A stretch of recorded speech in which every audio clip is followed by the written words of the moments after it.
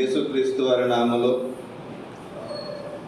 మరొకసారి మధ్యాహ్నకాల సమయంలో నీ మధ్యలో చేరి మనం ఆరాధించినట్లుగా, పూజించినట్లుగా, కీర్తించినట్లుగా, కొనియాడినట్లుగా, కనపరిచినట్లుగా, హెచ్చించినట్లుగా మీరు అనుగ్రహించిన దివ్యమైన తరుణాన్ని బట్టి మిమ్మల్ని స్తుతిస్తూ ఆరాధిస్తున్నాయి. మీ ప్రేమంతుడిని బట్టి మిమ్మల్ని స్తుతిస్తూ ఆరాధిస్తున్నాయి. మంచి దేవుడు, మంచి విలువను అనుగ్రహించేవాడు, మీకే వందనములు, స్తోత్రములు చెల్లించుకోవచ్చు. నా మటుకు నేను అపనమ్మకించిన అభ్యర్థులను ఏదో బలహీనతలు, అద్దుబాట్లు, తొందరపాటు, తొట్టుబాట్లు కలిగినటువంటి వాడు మీ కల్వరి రక్త ప్రోక్ష తెచ్చుకొనిచుండగా నా ఆత్మ ప్రాణ దేహములు మీరు కడుగుము, పవిత్రపరచము, పరిశుద్ధపరచము. ఈ సమయం కొరకు మీ ఆత్మతో మీరు అభిషేకించము, మీ ఆత్మ స్వాతంత్రం మీరు అనుగ్రహించము. మీరు ఆత్మ కనుక మిమ్మల్ని ఆరాధించేవారు ఆత్మతోనూ సత్యంతోనూ ఆరాధించవల్ల కనుక మేము అందరము కూడా మిమ్మల్ని ఆత్మతోనూ సత్యముతోనూ ఆరాధించినట్లుగా మీరే మా మధ్యలో మీ ఆత్మకార్యం మీరు జరిగించండి. ఈ సమయాన్ని మీరు మాకు దీవెనకరంగా, ఆశీర్వాదకరముగా మీరు పరిశుద్ధపరచు, మేలుకై జ్ఞాపకం చేసుకోండి. మీ కృపను, మీ కనికరమును కోరుకోవచ్చు, మీ దయను, మీ వాత్సల్యతను కోరుకోవచ్చు. మీకే వందనములు, స్తోత్రములు చెల్లించుకోవచ్చు. యేసు పరిశుద్ధ నామములో స్తుతించి ప్రార్థించి అడిగి వేడుకుంటున్నాము తండ్రి, ఆమేన్.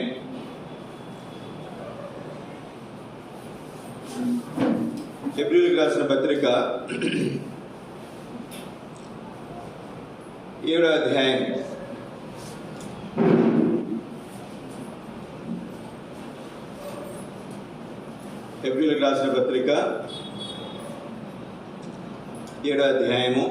25వ వచనం అందరం కలిసి చదువుకుందాం.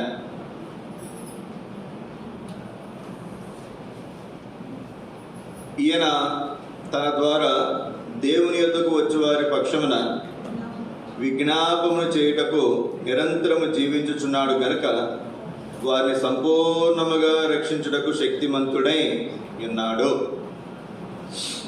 ఈ సంవత్సరం సార్వత్రిక సంఘ వాగ్దానములో మొదటి మాట మనం చదువుకుంటాం. ప్రతి సంవత్సరం కూడా మనం ముందుగా సార్వత్రిక సంఘ వాగ్దానం మనం ధ్యానం చేసి తర్వాత మిగిలిన సంగతులు మనం ధ్యానం చేసేవారు.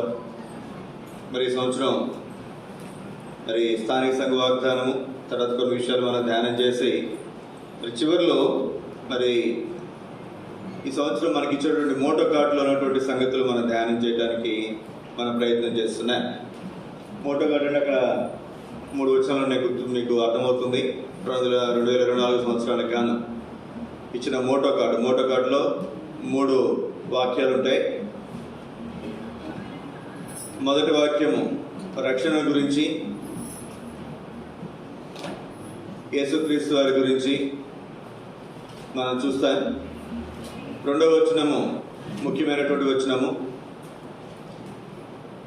చివరిది హెచ్చరికతో కూడినటువంటి మాట కానీ, మనం అనుసరించాల్సినటువంటి విధానం కానీ, వాగ్దానంతో కూడినటువంటి సంగతులు కానీ మనం 3వ వచనంలో మనం చూస్తాం. మూడిట్లో కూడా ఒక పదము 3 వచనాల్లో కూడా ఉంటుంది. ఇంగ్లీష్లో అయితే ఏబుల్, ABLE అంటే చేయగలిగినటువంటి, శక్తి కలిగినటువంటి ఆ సామర్థ్యాన్ని ఏబుల్ అంటాం. ఐఎమ్ ఏబుల్ అంటే నేను చేయగలను.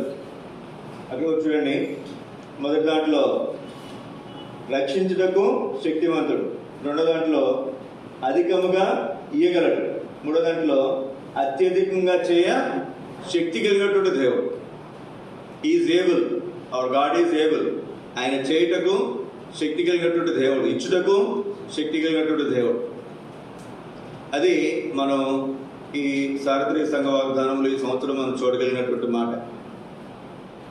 ఇప్పుడు మొదటి వచనం మనం చదువుకున్నాం. ఈ మొదటి వచనంలో 25వ వచనం మనం చదివినటువంటి భాగంలో హెబ్రీయులకు రాసిన పత్రిక 7:25లో చివరి భాగం, గనుక వారిని సంపూర్ణముగా రక్షించుటకు శక్తిమంతుడై ఉన్నాడు. ఇది మొదటి మాటగా మనం చూస్తున్నాం. ఎవరు మన దేవుడు? సంపూర్ణముగా రక్షించుటకు శక్తిమంతుడు. మనం ఈ వచనాన్ని మనం ధ్యానం చేయడానికి ముందుగా ఈ అధ్యాయంలో ఉన్నటువంటి సంగతులు, ఈ అధ్యాయంలో ఏం రాయబడ్డాయి, ఏ సందర్భాల్లో ఈ వచనం రాయబడింది అనేది మనం చూస్తాం. ఈరోజు ప్రౌచితమైతే ఈ అధ్యాయం మొత్తం మనం ధ్యానం చేయడానికి మనం ప్రయత్నం చేద్దాం. 2 వర్తమానాల్లో ఇందులో ఉన్నటువంటి వచనాలను ఆధారం చేసుకుని దేవుడు మనకి ఇచ్చిన తలంపులో మనం ధ్యానం చేయడానికి ప్రయత్నం చేద్దాం. మొట్టమొదటి తలంపుగా హెబ్రీయులకు రాసిన పత్రిక 7వ అధ్యాయము 26వ వచనం. పవిత్రుడును నిర్దోషి నిష్కల్మషుడు పాపుల్లో చేరక ప్రత్యేకముగా ఉన్నవాడు ఆకాశ మండలము కంటే మిక్కిలి హెచ్చైన వాడు ప్రధాన యాజకుడు. ఎవరంటండి? ప్రధాన యాజకుడు. పవిత్రుడు, నిష్కల్మషుడు, నిర్దోషి, పాపుల్లో చేరక ప్రత్యేకమైనటువంటి వాడు, ఆకాశ మండలానికి మిక్కిలి, ఆకాశ మండలం కంటే మిక్కిలి హెచ్చైన వాడు. ఈయన ప్రధాన యాజకుడు. ఎవరండి ఈయన? ప్రధాన యాజకుడు. మన దేవుడు ఎవరు అనేది మన ఇక్కడ మొదటి వచనంలో మొదటి భాగంగా మీకు జ్ఞాపకం చేస్తున్నాడు. కొన్ని మాటలు దేవుని వాక్యంలో మనం చూస్తే ఈయన మాత్రమే పవిత్రుడు, ఈయన మాత్రమే పరిశుద్ధుడు, ఈయన మాత్రమే నిష్కల్మషుడు. నిన్న పెట్రోల్ కొట్టిద్దామని పెట్రోల్ బంక్ దగ్గరికి వెళ్తే అక్కడ పెట్రోల్ కొట్టే ఆయనతో అయ్యా మీరేం చేస్తారని అడిగాను. ఏం చేస్తారంటే నేను ఎక్కడ ఉద్యోగం అండి అన్నాడు. లేదని నేను పాస్టర్ గారిని అని చెప్పాను. సేవకుడు అంటే తెలియదు బయట వాళ్ళకి, తెలుసా అండి? సేవకుడు అంటే తెలియదు. మనమే మన సహవాసంలోనే ఎక్కువ సేవకుడు, దైవ సేవకుడు అనే పదాన్ని మనం ఉపయోగిస్తాం. మిగిలిన ఇంచుమించుకి ఎక్కువ సహవాసాల్లో పాస్టర్ గారు లేదా బ్రదర్ గారు అనే రకరకాలు, లేదా రెవరెండ్, బిషప్ రకరకాల పదాలు వాళ్ళు ఉపయోగిస్తారు. నేను పాస్టర్ గారు నేను చెప్తే ఎక్కడ చర్చారంటే పలానా చర్చ అని చెప్పాను. సరే బాగానే మాట్లాడుతున్నారు కదా, మీరు కూడా చర్చికి వెళ్తారంటే ఆయన ఏమన్నాడంటే నేను అప్పుడప్పుడు వెళ్తానండి, అన్ని దేవుళ్ళ దగ్గరికి వెళ్తాను, నేను చర్చి కూడా అప్పుడప్పుడు వెళ్తాను. మాట్లాడుతూ ఒక మాట చెప్పాను నేను, అయ్యా యేసుక్రీస్తు నమ్ముకుంటే నరకం తప్పించబడుతుంది, ఇంకెవరు నమ్ముకున్నా నరకము తప్పించబడదు. కావాలంటే నువ్వు గమనించు, చర్చికి వెళ్ళిన వాళ్ళు సిగరెట్ కానీ, మందు కానీ, వ్యభిచారం కానీ, వేరే సంగతులని మానేస్తారు, పాపాలు మానేస్తారు.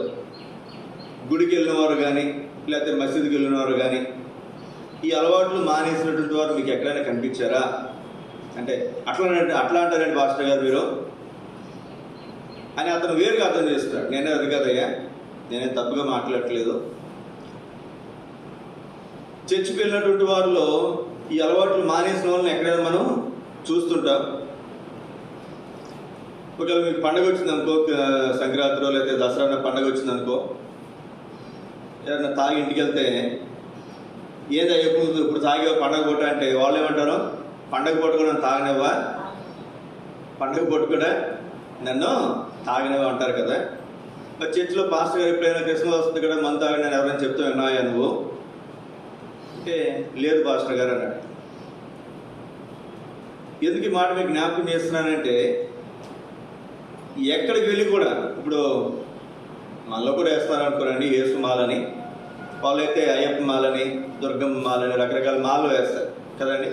నల్లబట్లు, ఎర్రబట్లు, పసుపు బట్టలు కూడా కొంతమంది వేసుకుంటారు.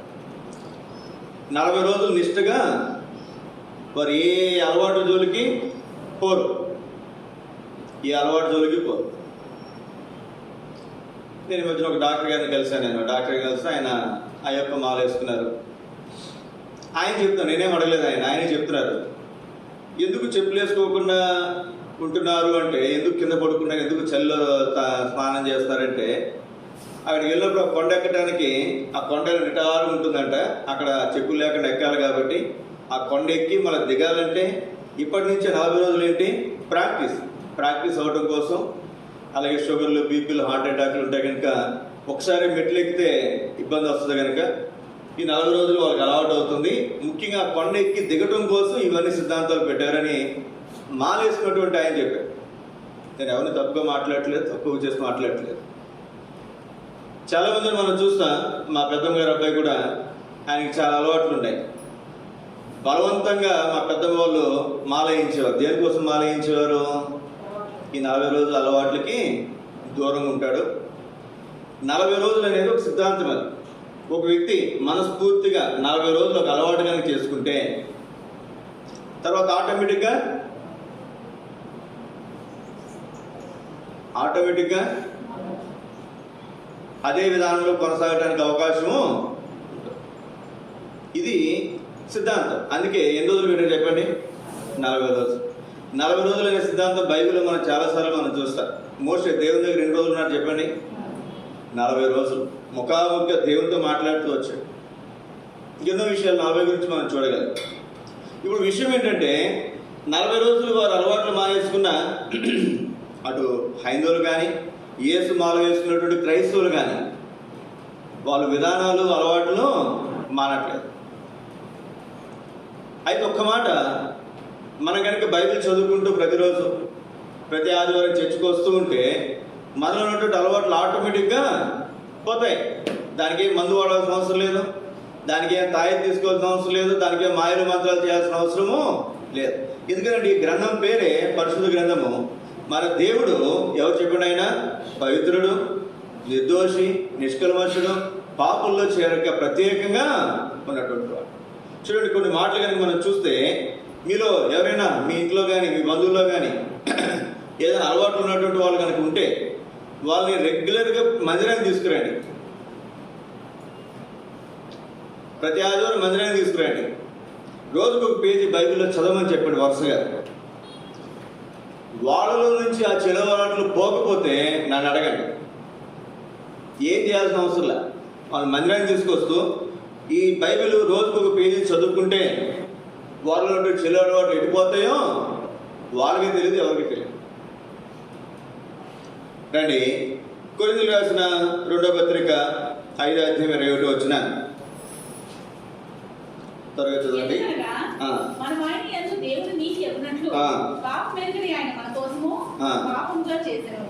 పాపమెరుగని ఆయన ఎవరంటండి? పాపమే ఎరిగినటువంటి వాడు మన కోసం పాపముగా చేయబడ్డాడు. పేతురు రాసిన 1వ పత్రిక 2వ అధ్యాయం 22 వచ్చిన ఆయన పాపము చేయలేదు, ఆయన నోటిలో ఏ కపటమును కనబడలేదు. ఆయన పాపము చేయలేదు. ఏం చేయలేదంట? ఆయన పాపము చేయలేదు. పాపము ఎరుగనివాడు, పాపము చేయనివాడు. యోహాను రాసిన 1వ పత్రిక 3వ అధ్యాయం 5 వచ్చిన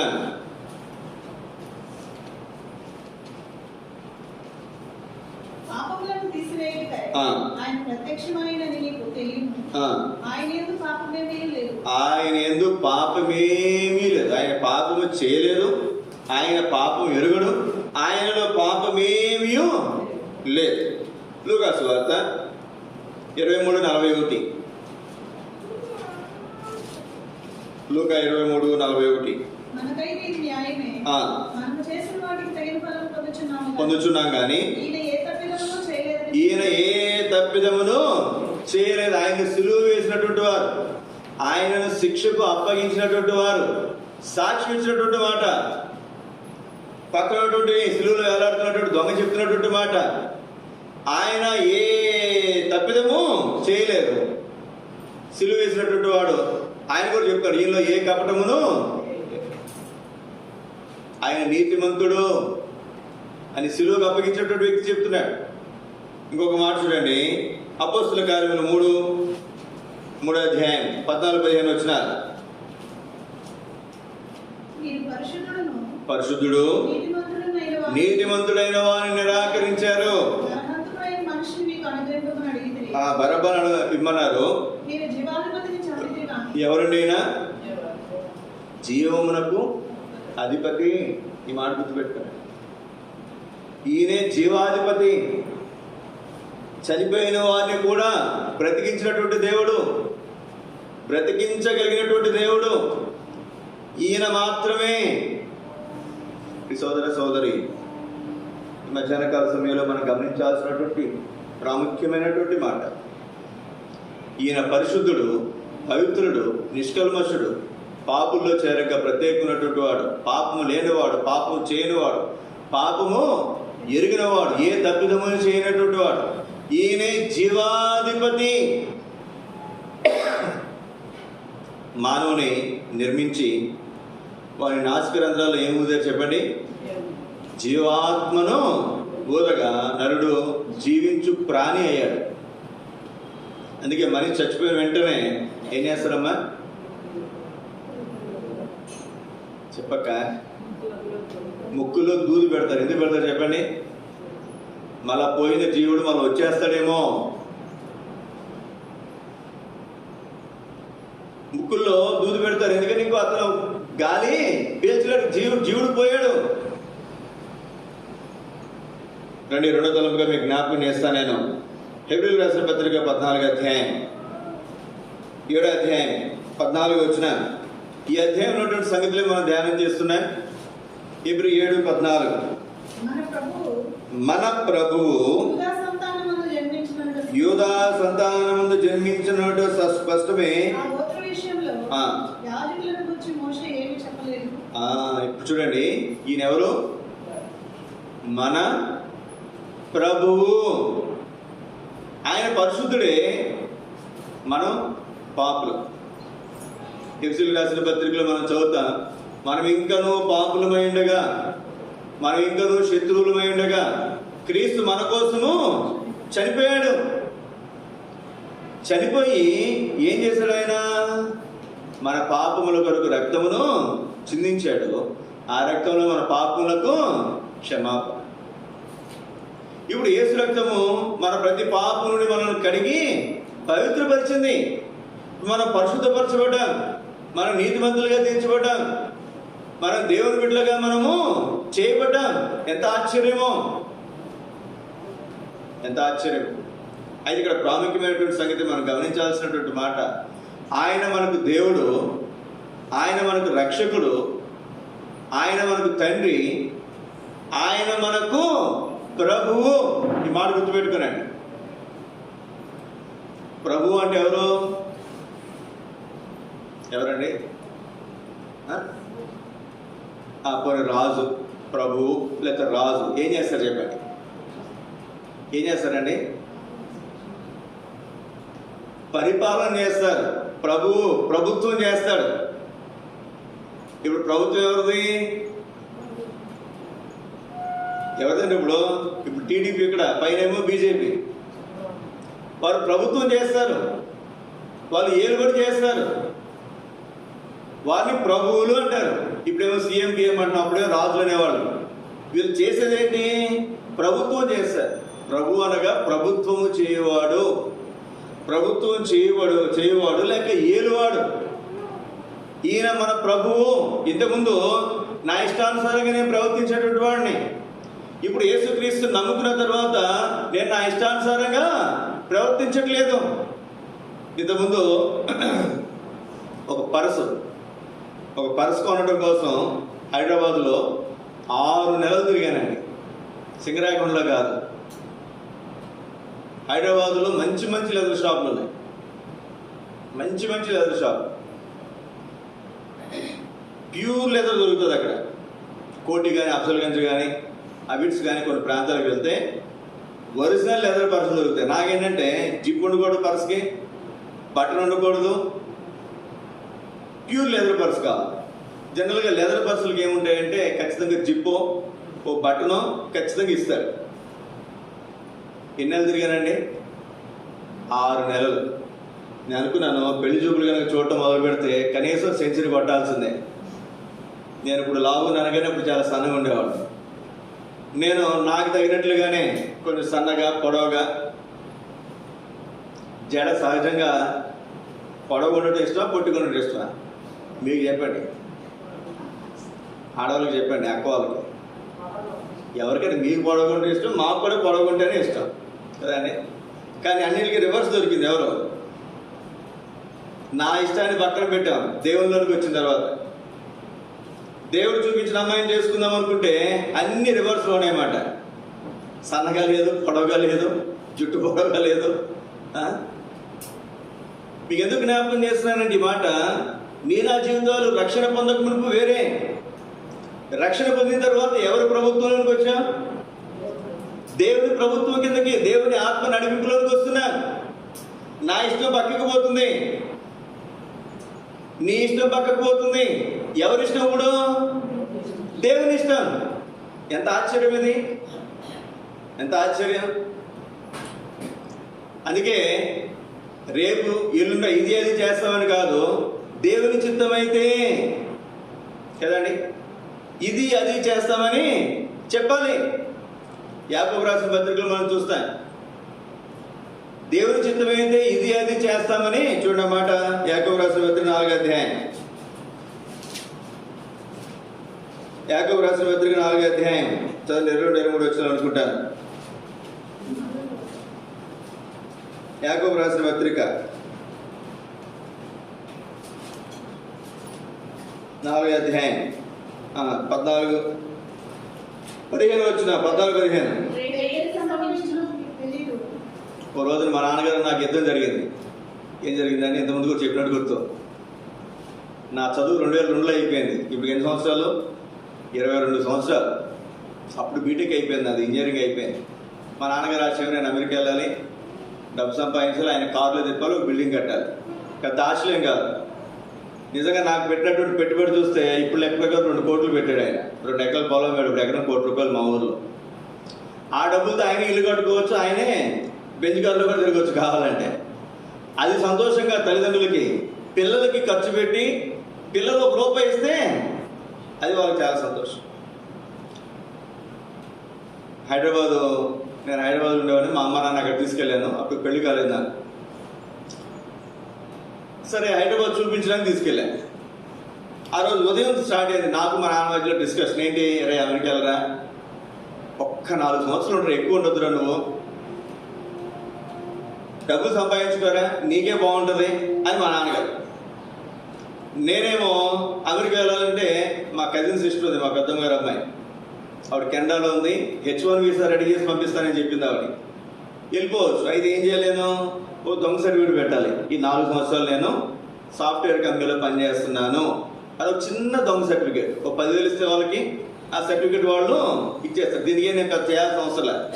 దానికి కూడా కంపెనీలు ఉంటాయి దొంగ సర్టిఫికేట్లు ఇవ్వడానికి కూడా. అమీర్పేటలో వాళ్ళకి వెళ్ళి ఒక 10,000 ఇస్తే వాళ్ళు ఏం చేస్తారు చెప్పండి, సర్టిఫికేట్ ఇస్తారు. ఆ సర్టిఫికేట్ వాళ్ళకి ఇస్తే చాలు. నేను ఎక్కడికి పోతాను చెప్పండి? కెనడా 5 సంవత్సరాలు హ్యాపీగా ఉండొచ్చు. అక్కడ 5 సంవత్సరాలు కెనడా వీసా వచ్చిందంటే అమెరికా కూడా వెళ్ళిన తర్వాత ఈజీగా జాబ్ చేసుకోవచ్చు. నేనేమో దొంగ సర్టిఫికేట్ పెట్టనని హైదరాబాద్ అంతా తిరుగుతున్నా. మా ఇద్దరికి మాత్రం పొద్దునే సాయంత్రం ఇదే వాదన. సరే తిరిగా ఆయన అరిసేవాడు, నేనేమైనా సమాధానం చెప్పేవాడు. మొత్తం ఆ డిస్కషన్ తిరగటం మాట పక్కన పెట్టినా ఈ పొద్దునే సాయంత్రం వరకు ఈ డిస్కషన్ సరిపోయింది మా ఇద్దరికి. సాయంత్రం ఇంటికి వచ్చాను. కుటుంబ ప్రార్థన. నాకున్న మంచి అలవాట్లు ఒకటి, ప్రతిరోజు బైబిల్ చదువుతానండి. ప్రతిరోజు బైబిల్ చదువుతాను. మీకుంది అలవాటు చెప్పండి. ఎంతమందికి లేదు అలవాటు చెప్పండి? ఎంతమందికి లేదు చెప్పండి? చదువు రానటువంటి వాళ్ళు కనీసం ప్రార్థన చేసుకున్నారా? పొద్దున్న బైబిల్ కూడా చదవకుండా ప్రార్థన కూడా చేసుకునే వాళ్ళు ఎవరు చెప్పండి? ప్రార్థన చేయని వారు, బైబిల్ చదవని వారు ఎవరు చేతులు ఎత్తారు? సరే, బైబిల్ చదివిన వాళ్ళు ఎవరు చెప్పండి? బైబిల్ చదివిన వారు. చదువు రాకుండా ప్రార్థన చేసుకునేవాళ్ళు, చదవచ్చు కాదు, చదువు రాదు కాబట్టి ప్రార్థన చేసుకునేవాళ్ళు. మరి మిగిలిన చేతులు ఎత్తలేదని ఏందా? చేతులు ఏమైనాయి? ఏమైనా మాయదారు రోగాలు వచ్చినాయా? చేతులు ఎత్తనప్పుడు ఎత్తాలి దేవుని సన్నిధి. ఆ రోజు రాత్రి బైబిల్ చదివితే ఇదే వాక్యం వచ్చింది. 4వ అధ్యాయం చదవండి. దేవుడు ఎంత స్పష్టంగా మాట్లాడుతాడో చూడండి, అది గుర్తుపెట్టుకోనండి. దేవుని స్వరం వినాలంటే మీరు ఏం చేయాలి చెప్పండి? ఏం చేయాలి? అమ్మ నాన్న దెబ్బలాడు పెట్టుకోవాలా? పొద్దున్న డిస్కషన్ పెట్టుకోవాలా? పొద్దున్న బైబిల్ చదువుకోవాలి, రాత్రి బైబిల్ చదువుకోవాలి. నీకు అవసరమైన మాట అక్కడ ఉంటుంది. చదవండి. రేపేం సంభవించినో నీకు తెలియదు, మీ జీవమే పాటిది. మీరు కొంతసేపు కనపడి అంతలో మాయమైపోవు ఆవిరి వంటి వారే. మా నాన్నగారు కూడా ఉన్నారు. అప్పుడు మా నాన్నగారు కూడా కుటుంబ రాత్రులు కూర్చున్నారు. రేపేం సంభవిస్తుందో నీకు తెలియదు. అప్పుడు నేను ఇదే మాట చెప్పాను. నాన్న అమెరికా వెళ్ళమంటున్నావు, నేను వెళ్ళటమే కానీ రావటం ఉండకపోవచ్చు. రేపేం సంభవించినో నీకు తెలియదు. మీ జీవము, ప్రాణం గురించి మాట్లాడుతున్నారు అక్కడ. మీ జీవము ఏ పాటిది అంటే దాని అర్థం ఏంటి? వెళ్ళటమే కానీ బహుశా రావటం ఉండకపోవచ్చు. ఇప్పుడు ఏం చేయాలంట? 15 కనుక ప్రభు చిత్తమైతే మనం బ్రతికి ఉండి ఇది అది చేద్దామని చెప్పాలి. ఇప్పుడు ఏ తండ్రి అయినా బొమ్మని చెప్తాడా? చెప్పండి. పొద్దుని సాయంత్రం వరకు వెళ్ళు వెళ్ళు వెళ్ళు అన్న ఆయన ఆ రోజు నుంచి ఈ రోజు వరకు ఆయన బ్రతికినంత కాలం ఎప్పుడు కూడా అమెరికా వెళ్ళరని చెప్పి ఎప్పుడు కూడా నన్ను అనలా. ఎందుకని? ప్రభు చిత్తమైతే చెప్పండి. కాదు, అక్కడ ఒక మాట ఉంది, బ్రతికి ఉండి. ఎంత స్పష్టంగా ఉంచుకోండి అక్కడ. బ్రతికితే కదండి ఇదేది చేద్దాం అనుకునేది. ప్రాణం పోతే ఏం చేస్తాం? ప్రాణం పోతే ఏం చేస్తాం? నీకు మంచి ప్రమోషన్ రావాలన్నా, మంచి ఉద్యోగం రావాలన్నా, మంచి భవిష్యత్తు ఉండాలన్నా, లక్షల కోట్లు సంపాదించాలన్నా, ఒక ఉన్నతమైనటువంటి స్థానంలోకి పోవాలన్నా ఏముండాలి? నీకు మొట్టమొదట ప్రాణం ఉండాలి. ప్రాణం లేకపోతే ఏం చేస్తావు? ఎన్టీ రామారావు ఆయనకి ఎవరో జ్యోతిష్యం చూపిస్తే చెప్పారంట, నీకు ఒక గండం ఉందయ్యా, ఆ గండం తప్పించుకుంటే ఖచ్చితంగా పిఎం అవుతారు కదండి. ఎవరు చెప్పారు? మరి నిజం అవ్వద్దో నాకు తెలియదు. ఆయన పాపం చనిపోయేటప్పుడు ఆ తర్వాత ఐకే గుజరాత్ పిఎం అయ్యాడు. తెలుసా మీకు? ఐకే గుజరాత్ విన్నారా? అసలు ఎప్పుడైనా మీరు పేరున్నారా? దేవగౌడ పిఎం అయ్యాడు. తెలుసుగా? దేవగౌడ తమిళనాడు, ఐకే గుజరాత్ వాళ్ళు పిఎంలు అయ్యారు. అదే టైంలో కనుక ఎన్టీఆర్ బతుకుని ఉంటే ఖచ్చితంగా అతను పిఎం అయ్యే అవకాశం ఎక్కువ అతనికి. జ్ఞాపకం పెట్టుకుందాం ప్రియ సోదర సోదరి, మన ఆయుష్ దేవుడు పెట్టిన ద్వీపం, దేవుడు పెట్టిన ద్వీపం ఇది. కాబట్టి మనం బ్రతికుండి ఏం చేయాలి? ఇది అది. నా జీవితంలో చాలా విషయాలు చెప్పగలను నేను. ఇంకొక విషయం కూడా, సేవ గురించి దేవుడు పిలిచినప్పుడు కొంచెం ముండోళ్ళం కదా, ప్రాణం దగ్గరికి పోతాడు ఆయన. అప్పుడు కానీ మన మాటను రండి. సేవ పిలుపులో కూడా దేవుడు నన్ను సేవ పిలిచినప్పుడు మావిడి పొట్టిదే కానీ గట్టిది. అయితే కుటుంబ ప్రార్థనలో ఆయన మాట్లాడినటువంటి మాటలు రండి. వాళ్ళు ఏమన్నారంటే, నేను మా ఇంటికి పోతాను, మీరు మీ సేవ చేసుకుని నేను మా ఇంటికి పోతాను అంతే. సరే పోతే పోమ్మా అని చెప్పాను. విలాపవాక్యం 3వ అధ్యాయం, విలాపవాక్యం 3వ అధ్యాయము చదవండి. 3వ వచనం నుండి. ఆయన నన్ను దెబ్బలు కొట్టుచున్నాడు, ఆయన నా మాంసమును నా చర్మమును క్షీణింపచేయుచున్నాడు, నా ఎముకలను విరగగొట్టుచున్నాడు, నాకు అడ్డంగా కంచె వేసి ఉన్నాడు. అడ్డంగా ఏం వేసినట్ట? విషమును మాచిపత్రిని నా చుట్టూ మలిగిస్తున్నాడు. చుట్టూ ఏముందంట? విషం. విషం కొంచెం నోట్లు వేసుకుంటే ఏమవుతుందంటే ఇంకా అంతే సంగతిలో. ఇంకేమన్నా ఇక్కడ 7వ వచనం, ఆయన నా చుట్టూ కంచె వేసి ఉన్నాడు, నేను బయలు వెళ్ళకుండాట్లు మరువైన సంఖ్యలు నాకు వేసి ఉన్నాడు. బయలు వెళ్ళకూడదు అంతే. 10వ వచనం, నా ప్రాణమునకు ఆయన వచ్చి ఉన్న ఎలుగుబంటి వలె ఉన్నాడు, ఎలుగుబంటి వలె ఉన్నాడు, ఆటైన చోటులలో నుండు సింహము వలె ఉన్నాడు. ఇప్పుడు ఏం చేయాలి చెప్పండి? సేవకి వెళ్ళాలా? లేదు ఉద్యోగం వీళ్ళు ఏమంటారంటే, మా అమ్మ నా భార్య వాళ్ళు ఏమంటారంటే, అప్పుడు స్టీవెన్ పుట్టి 3 నెలల వాడు, 3 నెలలు కూడా 3 నెలలు 4 నెలల వాడు, 4 నెలలు. బాల్యతలు ఎన్ని నెలలు తీసుకొస్తాను చెప్పండి ఇంటికి? 3 నెల 5 నెల 3 నెలలు. అంటే మీరు హైందువులు కదా, మేము క్రైస్తవులు, నేను 4 నెలలు తీసుకొస్తాను. హైందువులు 5 నెలలు తీసుకొస్తారండి, 3 నెలలు 5 నెలలు అట్లా ఉంటుంది. నేను అందుకే 4 నెలలు తీసుకొచ్చేవాడిని, లేదా 6 నెలలు. సరే 4 నెలలు వచ్చారు. వచ్చిన తర్వాత విషయాలు చెప్పాను నేను. విషయాలు చెప్పిన తర్వాత చూడండి ఇక్కడ ఎలా ఉన్నాడంటే దేవుడు, వీళ్ళు ఏమన్నారంటే సరే సేవ చేస్తే చేశారులేండి, చేసుకోండి. పిల్లలు కొంచెం పెద్ద అయిన తర్వాత, అప్పుడు స్టీవెన్కి 4 నెలలు. ఎన్ని నెలలమ్మా? 4 నెలలు, చిన్న పిల్లడు. పిల్లలు కొంచెం పెద్దవాళ్ళు అయిన తర్వాత అప్పుడు సేవకి వెళ్దాం అన్నారు. వాళ్ళు చెప్పారు ఆ రోజు ఆ మాట అనుకున్నా. ఆ ముందు రోజు రాత్రి ఉదయం ఏం మాట్లాడారు చూడండి. నా ప్రాణమునకు 10వ వచనం, పొంచి ఉన్న ఎలుగుబంటి, పొంచి ఉన్న ఎలుగుబంటి ఏం చేస్తుందండి? దగ్గరికి వచ్చి హాయ్ చెప్పి వెళ్తుందా? చెప్పండి, ఏం చేస్తుంది? తర్వాత చాటైన చోట్ల నుండి సింహం వలె ఉన్నాడంట. సింహం ఏం చేస్తుంది? చాటు నుండి ఏం చేస్తుందంటే ముందుకు వస్తే ఏం చేస్తుంది? అంతే. ఇప్పుడు ఏం చేయాలి? ఉద్యోగానికి వెళ్ళాలా, కాము కూర్చోవాలా? మాట్లాడుకోవాలి. వెళ్తే ఏమవుతానండి? అదే మాట చెప్పాను నేను, అమ్మ వెళ్తే చేస్తాను కాబట్టి నేను వెళ్ళను. పోవటం ఎందుకు, చావటం ఎందుకు? ఇంకొక మాట మీకు జ్ఞాపకం చేస్తాను. సేవకు వచ్చిన తర్వాత అంటే మన ఆలోచన అంతా పక్కన పెట్టేసి మన ఎవరి ప్రభుత్వం కిందకు వస్తాం? దేవుని ప్రభుత్వం. దేవుడు ఏం చేస్తాడు? ఆయన మనతో మాట్లాడతాడు. ముందున్న కీడు ఆయనకి తెలుసు, మనకు తెలియదు కదండి. ఒక క్షణం తర్వాత ఏం జరుగుతుందో ఆయనకి తెలుసు, మనకు తెలుసా? మనకు తెలియదు. మనం అనుకుంటాం మనం ఆపడం అనుకుంటాం, కానీ ఆయన మనల్ని ఆపడం కాదు. ఆ కీడు నుంచి, ఆ ప్రమాదం నుంచి దేవుడు మనను తప్పించాడు. ఇక్కడ సాగుకు వచ్చిన తర్వాత పైన మందిరం కన్స్ట్రక్షన్ జరిగిన తర్వాత ఆ సంవత్సరం వాగ్దానం యెషయా గ్రంథం 55వ అధ్యాయం. అంటే మీరందరూ మంచోళ్ళు కనుక మీకు ప్రాణం దాకపోవడం దేవుడు. ఎందుకంటే మీరు మాట వింటారు కదా, నేను కొంచెం మొండోడు కదండి. మీరు మంచోళ్ళు కదా, మాట వింటారు కదా. దేవుని మాట వింటారు, వినరా? వింటారు మీరు అందరూ. నేనైతే వినేవాడు కదా, నేను కొంచెం గట్టిగా చెప్తా కానీ విన్నాం. అందుకే ఆ సంవత్సరం వాగ్దానం 55వ అధ్యాయం, 55వ అధ్యాయం 3వ వచనం. మీరు అమ్మా జాగ్రత్తగా, అది ప్రాణాలతో ఆడుకోద్దమ్మా.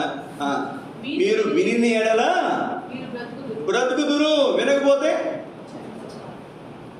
చెప్పండి, మీరే చెప్పండి. అయ్యా నా మాట వింటే బ్రతుకుతావు. డాక్టర్ దగ్గరికి పోయాం, అయ్యా నేను చెప్పింది తింటే బ్రతుకుతావయ్యా అన్నాడు ఆయన. అప్పుడు ఏం చేస్తాం? అయ్యా చెప్పయ్యా, అలాగే చేస్తామండి, అంతేనా? నేను ఎన్నని చెప్తే ఎల్లడిపోతామా? ఇక్కడ గమనించాల్సినటువంటి మాట, ఎప్పుడైతే ఆ మాట చెప్పాడో నేనేం చేశాను, ఏం చేయాలి చెప్పినప్పుడు వింటే బ్రతుకుతాం. అప్పుడు చాలా విషయాలు అధ్యాయంలో చూస్తే ఎన్ని శ్రేష్టమైన సంగతులు ఉన్నాయో, ఎన్ని శ్రేష్టమైనటువంటి సంగతులు ఉన్నాయో. ఇంకొక మాట చూడండి, ఇక్కడే 12వ వచనం. మీరు సంతోషంగా బయలువెళుదురు. 2 విషయాలు మీకు జ్ఞాపకం చేస్తాను ఇక్కడ. మీరు సంతోషంగా బయలువెళ్తారు. ఈ వచ్చినప్పుడు ఇది 2017లో వచ్చినటువంటి మాట. ఇప్పుడు ఎన్ని సంవత్సరాలు అండి? 7 సంవత్సరాలు. 7 సంవత్సరాల క్రితం చెప్పాడు దేవుడు. సింగరాయకొండ నుంచి ఎలా వెళ్తావు? సంతోషంగా వెళ్తావు. 2 ఎలా పోతావు? సమాధానము పొంది తోడుకుని పోగొడతారు. అప్పుడు యుద్ధాలు, 3వ ప్రపంచ యుద్ధం ఒకటే తప్ప అప్పుడు మాకు ఎన్నో యుద్ధాలు, ఎన్నో పోరాటాలు. అక్కలకు బాగా తెలుసు. దేవుడు అప్పుడు చెప్పాడు, మీరు సంతోషంగా వెళ్తారు, సమాధానము పొంది తోడుకుని పోతారు. ఎవరు మిమ్మల్ని ఇక్కడి నుంచి చక్కగా సమాధానం ఇక్కడి నుంచి ఇంకో స్థలానికి తీసుకుని పోతారు. ఆ రోజు తెలుసు మాకు సింగరాయకొండ నుంచి వెళ్ళిపోతామని. ఇంకొక మాట, ఇదే విషయం దేవుడు మాకు అమెరికా గురించి ప్రార్థన చేసినప్పుడు దేవుడు చెప్తూ వచ్చాడు. ఇప్పుడు కాదు కానీ సంతోషంగా బయలు వెళ్తావు, సమాధానం పొంది తోడుకుని పోబడతారు. అంటే ఒక సమయోచుడు ఖచ్చితంగా దేవుడు స్టేట్స్ ఖచ్చితంగా తీసుకెళ్తారు, అందులో అనుమానం లేదు. ఇప్పుడైతే నేను డబ్బులు ఖర్చు పెట్టి నేను పోవాలి, అప్పుడు సమాధానం పొంది తోడుకుని పోబడతావు. తోడుకుని పోబడతావు అంటే ఇప్పుడు నేను వెళ్తున్నాను, మా పిల్లల్ని తోడుకుని తీసుకుపోతాను. నేను వాళ్ళకి డబ్బులు ఖర్చు పెట్టాలా? వాళ్ళ డబ్బులు కూడా ఖర్చు పెడతారు. అంటే నేను టికెట్ తీసుకోవాల్సిన అవసరంలా, ఓ సమయం వస్తుంది, ఒకవేళ నా పిల్లలు వెళ్తారో లేకపోతే పరిచయం నిమిత్తం వెళ్తారో ఎట్లయినా పోతారు ఖచ్చితంగా. ఈ మధ్యాహ్న కాల సమయంలో మనం గమనించాల్సినటువంటి మాట, వేరు ప్రభు మాట చదవండి. ఇక్కడ యెషయా గ్రంథం 26వ అధ్యాయం, ఇక్కడ ముగిస్తాను నేను. యెషయా గ్రంథం 26వ అధ్యాయము 13వ వచనం.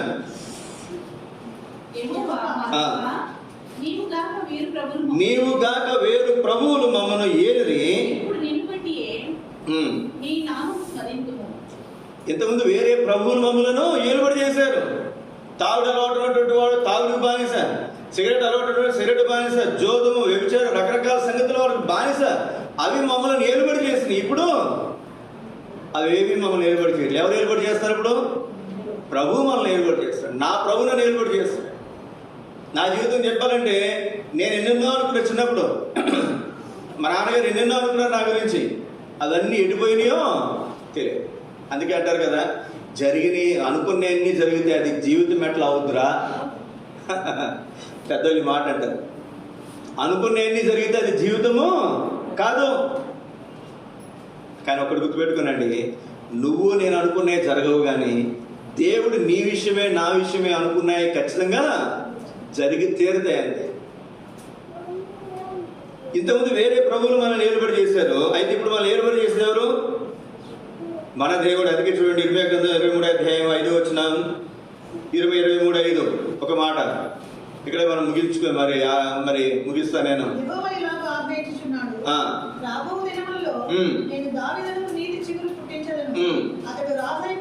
అతడు రాజై పరిపాలన చేయును.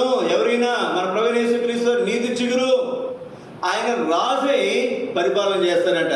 మీకా గ్రంథం 5వ అధ్యాయం 2వ వచనం. మీకా 5:2. బెత్లెహేము ఎఫ్రాత, యూదావారి కుటుంబములలో నీవు స్వల్ప గ్రామమైనను నా కొరకు ఇశ్రాయేలీయులను ఏలబోవాడు నీలో నుండి. ఇశ్రాయేలీయులను ఏలబోవాడు, ఏలేవాడు, ప్రభుత్వం చేసేవాడు. ఇప్పుడు యేసుక్రీస్తు ఎవరు? నా ప్రభు, మన ప్రభు, నీ ప్రభు, నా ప్రభు, మనందరి ప్రభు. మనను ప్రభుత్వం చేసేవాడు, మనను ఏలుబడి చేసేవాడు, తన స్వాధీనం ఉంచుకొని మనల్ని నడిపించేవాడు. ఎంత అద్భుతమైనటువంటి మాట చూడండి సోదర సోదరి. ఇట్లాంటి దేవుని మనం కలిగిన, ఇట్లాంటి దేవుని మనం కలిగిన ఈ లోకంలో ఎవ్వరూ కూడా ఈ మాట చెప్పలేరండి. ఎంతోమంది దేవుళ్ళు అనబడేవారు ఉన్నారు, ఎన్నో మతాలు ఉన్నాయి. నేను నా దేవుని ఏలుబడిలో ఉన్నాను, నా దేవుడు చెప్పినట్లుగా చేస్తాను, నేను నా దేవత చెప్పినట్లుగా చేస్తానన్న వాళ్ళు ఎవరున్నారా? ఎవరు లేరు. ఒక క్రైస్తవుడు మాత్రమే మాట చెప్పగలడు.